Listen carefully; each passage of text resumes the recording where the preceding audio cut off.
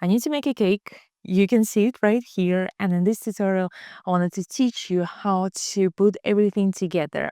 We are going to cover our cake dummy in fondant in two different textures with a smooth fondant and the rough stone texture. I will show you how to do the applique designs and how to paint and assemble everything on a dummy cake. This is a dummy cake because this is for wedding that's going to be outside.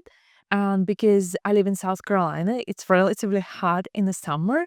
I make dummy cakes and I make kitchen cakes or cutting cake for the same number of servings as this cake. So I already baked my cake. It's assembled, it's in the fridge. And now I need to make a dummy cake to go with the design. I already have my dummy cakes assembled. All of them are assembled with bamboo skewers and a touch of piping gel. So I'll set it aside for a second while I'm rolling my fondant. I'm working with satin ice today because I need black fondant for black cake. And I will take about a third of a package first to roll it out. This fondant is very soft, but I'm still going to work on it a little bit to make sure it's very stretchy and I won't get any elephant skin. And because it's a dummy cake, I wanted to dry it faster. I will add a touch of Tylose powder to my fondant and mix it all together. Okay, now I have my fondant. I will bring my cornstarch and I will use a rolling pin with spacers. I use 1/8 of an inch spacer to roll my fondant evenly. So this is going to be the base for my shape on my cake, and I need to make sure that I have an even thickness throughout my fondant. A few little air bubbles. And for this application, I'm not worrying much about my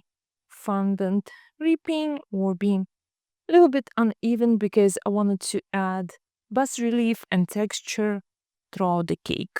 So we'll have enough things to cover my imperfections. Now, to apply my fondant to a cake, I will use mixture of water and add piping gel. I just need to make my fondant sticky but not melting. So just a little bit. Okay, to make it easier for me to apply my fondant on a cake, I'm going to put it on a side like this and then bring my fondant over. This method will allow me to save a lot of fondant by covering my dummies together and not each tier separately. Okay, now I have my fondant roughly in place. I will remove the extra and set this part aside to use it for another pattern. I'm going to smooth it out, connect all my pieces together like this. If I need to add a touch more water with piping gel on the edges, I will do that. And now I'm going to use my cake smoother to even out my texture on all levels. So this is going to be the face of the cake.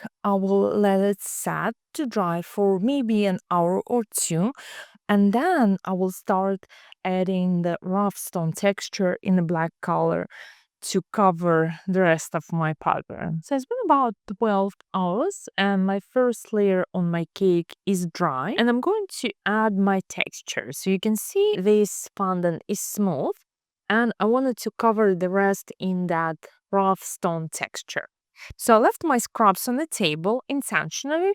You can see some of them are dry and very crumbly and some of them are hard on the outside but still soft on the inside. So I have my scrubs here.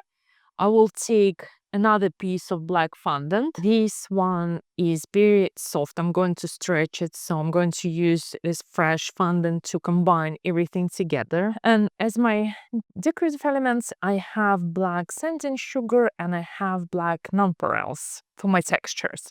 So I will start with crumbling everything together here on my table. Some of this pieces of fondant I'm going to stretch a little bit to make it crumblier. My goal here is to keep these parts visible and combine them with softer fondant to keep everything together. Take these parts first and I'm just trying to bring my texture together, create kind of like a one piece of fondant with all these different layers. And I will take my softer fondant. I will start with this piece, apply cornstarch to prevent it from sticking to my table. And I will start with rolling it out with the same rolling pin, 1/8 of an inch spacers. I will apply more cornstarch on the back. This is probably going to be the back of my fondant. This is going to be the front piece. Before I'm going to roll it out completely, I will add my sanding sugar to certain parts and my nonpareils here like this. So you can see I'm imprinting all my nonpareils and my sanding sugar into my fondant texture. Okay, so now I have my textures and I wanted to apply it on a cake right here. So I will probably take my fondant and cut it in half so it will be much easier to manage like this. So this is the back side. I will apply my mixture of piping gel and water to the back side to make it sticky, and I will bring it over and attach to my dummy cake like this. You can see I'm trying to connect them as quickly as possible and attach my fondant pieces onto my dummy cake where I do not have any other textures. But I wanted to avoid overlap, so I have the same thickness of fondant throughout my cake. So now I have places where my smoked fondant meets my rough stone texture, and now we'll use the rest of my fondant to cover that and leave just a little bit of space between my smooth fondant and my rough stone fondant for my bas-relief. So here what we have right now, all these different textures and a combination of rough stone texture and a smooth fondant. Now I'm going to take my molds, specifically this one, and add bas-relief in all these indentations. For my bas-relief, I'm going to take my fondant. This is the same black fondant, and I added quite a lot of Tylose powder. So now what I need to do is to take a piece of my fondant, roll it into a ball, and press it into my mold. My goal here is to stretch my fondant as thinly as possible on my mold to make it more bas-relief than an appliqué. I will turn it upside down and put it on my table like this. And now to start building my design, I will take my piece of fondant, my bas-relief, and apply just a little bit of water on the back side and place it into my indentations like that. Same with another piece, maybe here. And now to make my design look cohesive, I'm going to take my Dresden tool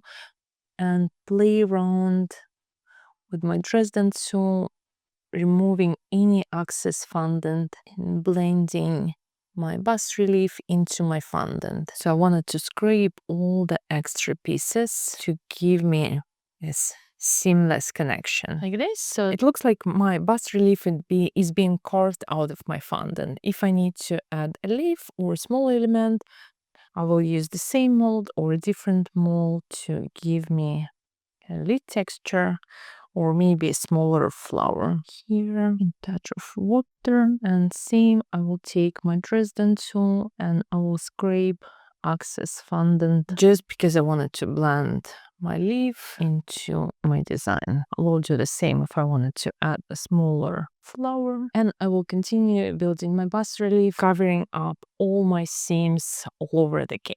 And all I have left is to paint my cake with gold color and different types of shimmer colors and attach my decorations. I will put some music on and allow you to enjoy the process.